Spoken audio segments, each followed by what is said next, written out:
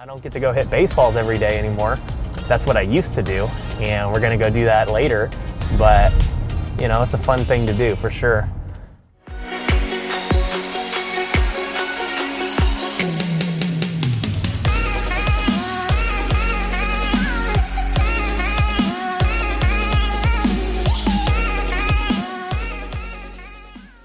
So today is gonna be a fun one, man. We are gonna go hit some baseballs.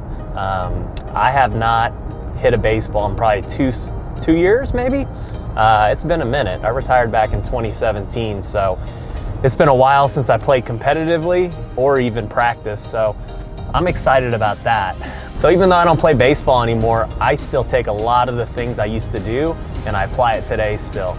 And I think that's one of the big reasons for the success we've had is just all those principles I've learned. So right now we're on the way to the gym, and obviously as an athlete you got to train and be really disciplined on that front. And that's something that even though I've retired, I've never stopped doing. I train the same exact way that I trained back then when I was an athlete as I do today.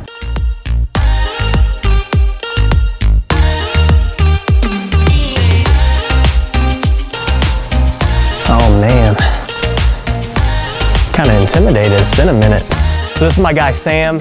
He's been training me for how many years do you think? At least 10 years now. At least 10 years. This is his cage right here. He was kind enough to give us a private little lesson over here. So this is my first time being back here in about 2 years, and we're gonna see what happens. Really good dude. He's always opened his cage up for free for all the pro guys. So pretty much any pro who's in Vegas, they're hitting here. Back when I was a realtor, I also helped him buy and sell some of his houses. So two houses, and you know, so he's a great dude, man. So thanks for having us. Welcome. Thank you. Yeah.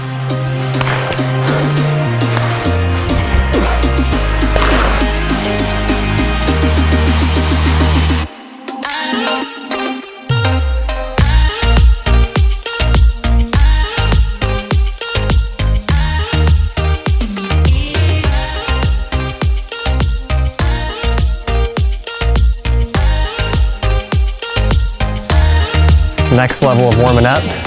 See a little moving pitch for a little bit.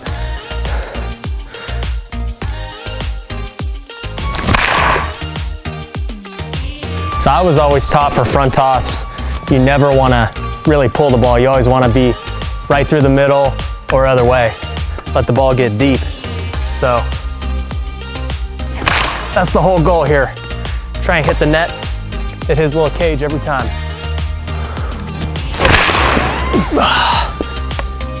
Even though it's been a couple years, routines never change.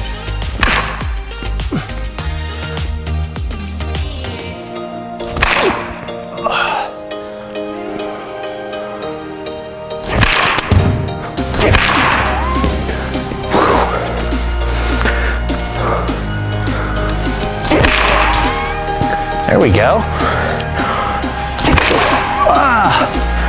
Two more.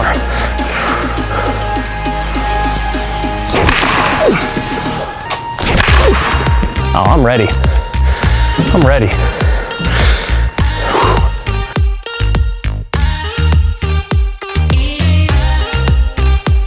So one of the other big things that baseball helped me with real estate was just dealing with pressure and expectations. Like in baseball every day, you gotta be playing in front of fans, right? You're playing in front of thousands of fans, and if you have a bad day, everyone sees it. So there ain't no hiding from it.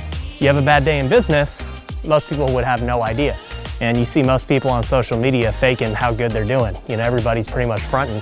But in baseball and other sports, it ain't like that. Like all you gotta do is just go Google their name and you could go see their stats instantly. And imagine if it was like that in business. Imagine if you could go look at everyone's bank account or what they're going through or their P&Ls and all that.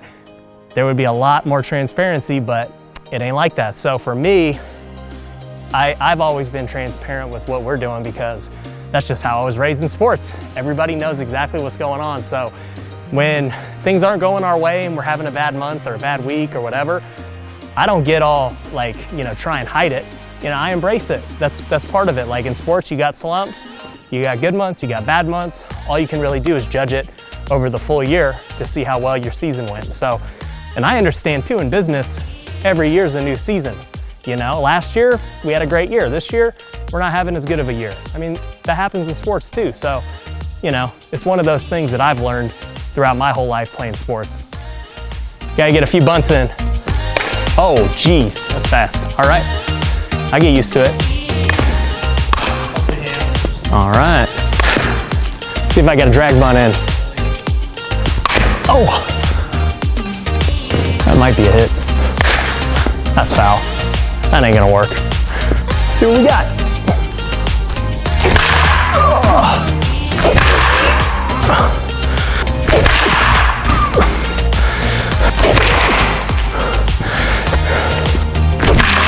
Oh, that's a triple.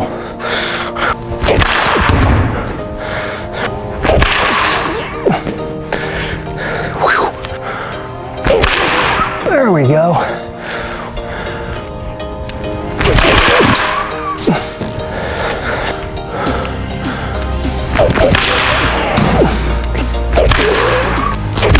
There we go.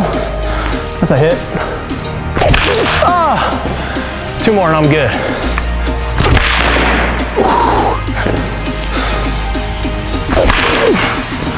Coming out. Ooh. I'll end on that. I'm good.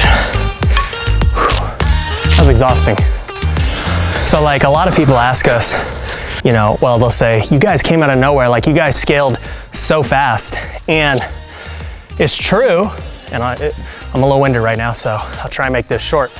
But it's actually kind of not true because I didn't really start taking real estate super serious until I retired. And so we were still flipping a ton of houses and doing deals while I was playing.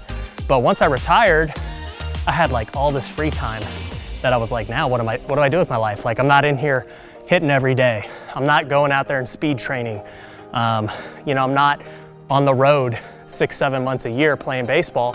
So I have like double or triple the time that I've never had in my entire life. And so once I stopped playing, I kind of dedicated that to real estate. And obviously the results are what they've been, but it just goes to show like I was having decent success, kind of being halfway in real estate. And I could have chose to just maintain that and, did something else with my time, or I could just fully go all in. And that's what happened. I went all in and now, we're flipping over 100 homes a year.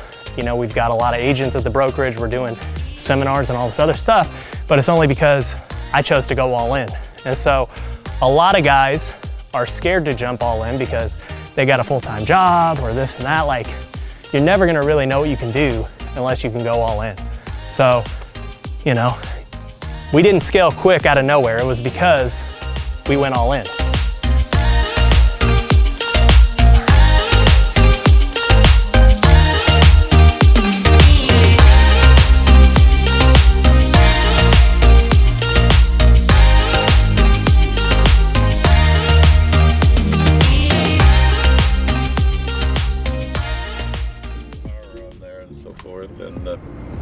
So like I said, one day he would like to look at your building whenever you have time one day, whatever. Like this. Whenever. I mean, if you're open to it now, we were actually just filming a segment, me and my videographer, but if you don't mind us walking through, take a look at it.